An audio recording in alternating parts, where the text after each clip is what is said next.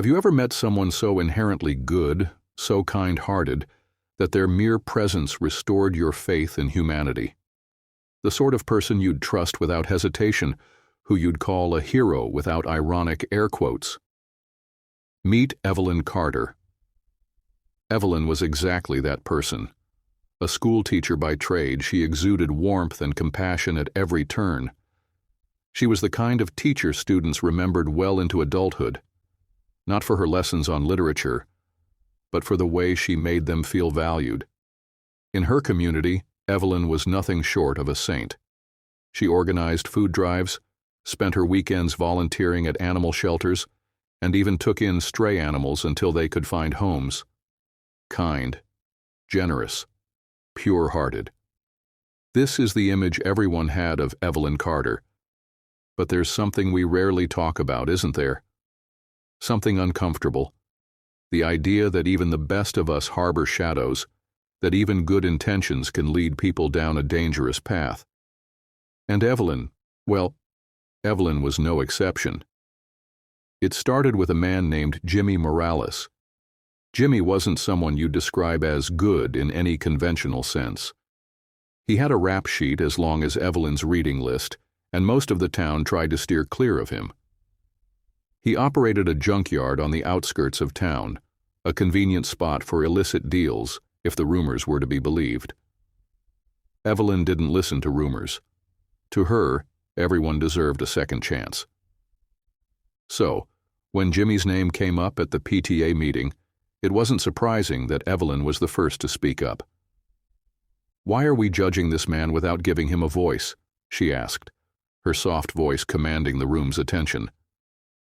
"If we exclude people from our community just because of their past, what does that say about us?" Silence. No one argued, because no one wanted to argue with Evelyn. She volunteered to visit Jimmy personally, to invite him to participate in the town's upcoming outreach program. Some people rolled their eyes. Others hoped Jimmy would politely decline. Evelyn didn't care about opinions. She cared about doing what she believed was right. The first meeting was awkward, to say the least. Jimmy was coarse and a little too eager to show Evelyn the taxidermy projects he kept in his garage. But Evelyn didn't flinch. That stoic kindness of hers wasn't easily deterred. Over time, they eased into an unlikely friendship. She brought him coffee. He begrudgingly joined her at outreach events, and soon he became a regular in the community, though not everyone was thrilled about it. It would have been a fairy tale ending. The kind-hearted teacher transforms the town outcast into a contributing member of society. But of course, life is rarely that simple. Months passed, and Evelyn noticed things. Small things at first. Jimmy standing a little too close to the kids at events, conversations that veered into uncomfortable territory, casual remarks that hinted at something darker beneath his rehabilitated exterior. But Evelyn's belief in redemption was unwavering. She scolded herself for being judgmental. Maybe she was imagining things. After all, everyone else had been so quick to demonize him before. She wasn't going to fall into that trap too. And yet, the unease lingered. Everything came to a head on a dreary November afternoon. Evelyn had stayed late grading papers when she overheard two students whispering by the lockers.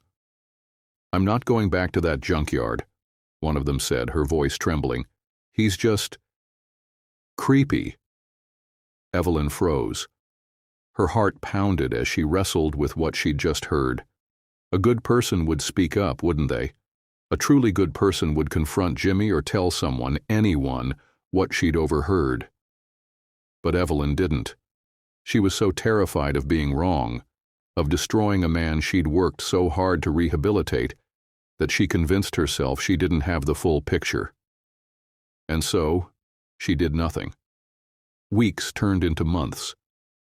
The whispers grew louder, the stories more alarming, but Evelyn buried her doubts beneath layers of rationalization. Jimmy's behavior was misunderstood. The kids were exaggerating. Everyone else was too judgmental. She told herself she was protecting him from a witch hunt, that she was standing on moral high ground by refusing to condemn without proof. But somewhere deep down, in the quiet hours of the night, Evelyn knew. She knew she wasn't protecting Jimmy for his sake. She was protecting herself, her image, her peace of mind. After all, what did it mean for someone like her, someone so devoted to goodness, to have enabled a predator? By the time the truth came out, it was too late. What started as whispers became shouts, and then sirens, and then headlines. Jimmy Morales was arrested for crimes Evelyn couldn't even bring herself to read about. The town was horrified. Parents were furious. Students whispered questions Evelyn wished she could unhear. How did he get so close? Who let him in? Of course, Evelyn didn't need to hear the answers. She already knew. It was her. Her boundless faith in human goodness had blinded her to very real danger. Her need to see herself as someone who helped, rather than harmed, had kept her silent when it mattered most. The fallout was devastating. Evelyn resigned from her teaching position almost immediately, though some said she shouldn't have been given the choice. Her home, once a haven for foster kittens and community bake sales, began to feel like a prison. For the first time in her life, Evelyn Carter wasn't the saint of the town. She was the pariah. And the most painful part? She couldn't even argue with them. They say there are two sides to every story, but when it comes to morality, maybe there are infinite sides. Evelyn wasn't evil, not in any conventional sense. Most of us wouldn't be. But she wasn't as purely good as everyone, including herself, had once believed. Goodness can become a trap, a justification for inaction. And sometimes doing nothing is the most dangerous choice of all. Today, Evelyn lives in near-total isolation. She tends a small vegetable garden, spends her days in quiet reflection, and avoids the town at all costs. People still whisper her name when her old students come to visit their families during the holidays. Some pity her. Others curse her. Everyone remembers her. But here's the question, the one that lingers like a ghost every time her name comes up. Was Evelyn Carter a good person? And if not, what does that say about the rest of us? What makes a person good? Is it the kindness they show to others? The selflessness of their actions? Or is it simply the absence of cruelty? Whatever your answer, one thing is certain. We want to believe in the goodness of people. We cling to the idea that some individuals are unshakably moral, beacons of light in a messy, chaotic world. But what if I told you that even good people have a dark side? What if the very qualities that make someone seem virtuous can also blind them to the harm they cause? Today, we're diving into the shadows of morality, where the lines blur, and the dark side of good people starts to show. Let me take you back to one particularly chilling story. Imagine a small, tight-knit community. In this town lived a woman named Margaret, beloved by everyone. She was the kind of person who volunteered at shelters, baked cookies for her neighbors, and was always the first to donate to local charities. To her friends and family, Margaret was the embodiment of goodness. But there was a catch. Margaret had one deeply held belief that consumed her. She was convinced one of her neighbors, a quiet, solitary man named Thomas, was up to no good. He didn't fit into the community as she imagined, didn't attend church or nod politely at every passerby, and for that, Margaret decided he was dangerous. Most would have shrugged off their suspicions as paranoia, but Margaret wasn't most people. Acting with what she believed to be noble intentions, she dedicated herself to uncovering the truth about Thomas. She encouraged others to avoid him, subtly spread rumors about his past, and constantly called the police even for minor imagined infractions. Before long, Thomas became an outcast in his own town. He lost his job, his peace, and eventually his desire to stay. He moved away, leaving Margaret triumphant. But at what cost? From Margaret's perspective, she had done something good, protected her community from what she perceived as a threat. Yet all the while, she had been blind to the very real harm she inflicted on another human being, a man whose only crime was failing to live up to her narrow idea of normalcy. Margaret's need to act as a guardian of goodness revealed the danger of unchecked assumptions, even when motivated by noble intentions. Margaret's story is extreme, but it's not isolated. It touches on something many of us could fall victim to, believing so deeply in our own righteousness that we ignore the possibility of causing harm. It's a dark irony, isn't it? The determination to do good can sometimes create collateral damage. But how does that happen? Why do good people make choices that lead to harm? To answer, we need to dig deep into human psychology, beginning with one simple truth. Nobody thinks they're the villain in their own story. Every action we take makes sense to us in the moment. We justify it. We rationalize it. And sometimes we convince ourselves that the ends will justify the means. Consider a second story, a workplace setting. There's a manager who prides himself on being fair and compassionate. Let's call him Adam. He takes pride in mentoring his employees, always giving them opportunities to succeed and maintaining a family-like bond among his team. But Adam has one major blind spot. Whenever someone underperforms, even slightly, he quietly begins to doubt them. He doesn't confront them directly. Instead, he shifts responsibilities away from them, isolates them from important discussions, and, without ever yelling or being openly hostile, effectively pushes them out of the company. Adam tells himself he's maintaining harmony within the workplace. After all, why create conflict? Better to handle it quietly and gently, right? Wrong. For the employees who were quietly squeezed out, the effects were devastating. Feeling unsupported and unspokenly unwelcome, some left jobs they really cared about. Some even spiraled into periods of unemployment and self-doubt. And Adam? Adam slept well at night, fully convinced he was doing right by his team. He never saw, or chose to see, the darker implications of his actions. Adam's story highlights an important concept: unintended consequences. Truly, the road to hell sometimes is paved with good intentions.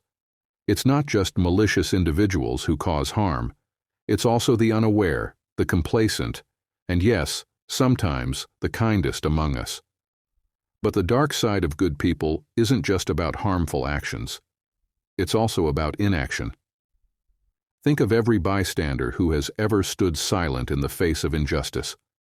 Many people who consider themselves good will shy away from confrontation, preferring to maintain personal peace rather than step into discomfort. They'll let others fight the hard fights, convincing themselves someone else, someone braver, will do the right thing. But does simply watching and sympathizing make someone good? Or does it make them complicit? Philosopher Hannah Arendt coined the term the banality of evil after observing the trial of a Nazi official. The phrase doesn't mean that evil is boring. It means that evil often arises from ordinary people simply doing what feels comfortable, following orders, or avoiding hard choices. It's chilling to think about, but good people, the ones we love, admire, and trust, can fall into the worst kinds of darkness simply because they fail to act when it matters most. Now, before you sink into despair, let's pause for a moment. If people we consider good are capable of harm, what does that mean? Does it mean we should stop trusting anyone? Should we stop striving to be good? Of course not. But it does mean we have to redefine what being good really entails.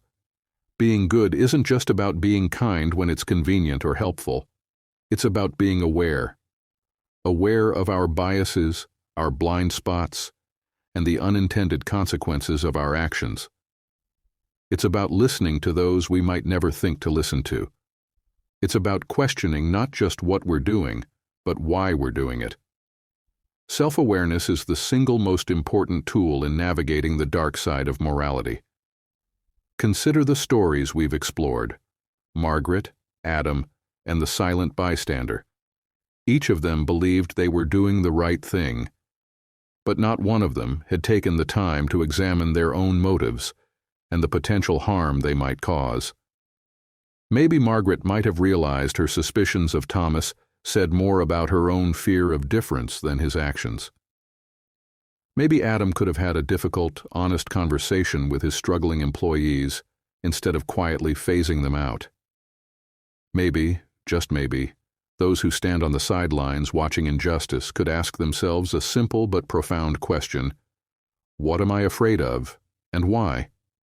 The dark side of good people isn't about proving that nobody is truly good.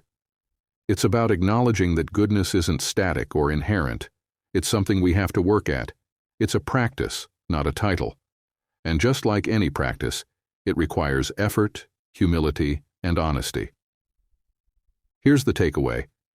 No one is immune to making mistakes or causing harm, even with the best of intentions. But being good starts with recognizing that no one is perfect. Not us, not the people around us, and not the ones we look up to. When we stop putting people into the black and white categories of good and bad, we allow for nuance, and in the nuance we find the capacity to grow. So the next time you think of yourself, or someone else, as good, take a closer look. Sit with the complexity. Ask the hard questions. Because in that space between light and shadow, that's where true goodness can begin. Thanks for watching. Don't forget to like and subscribe.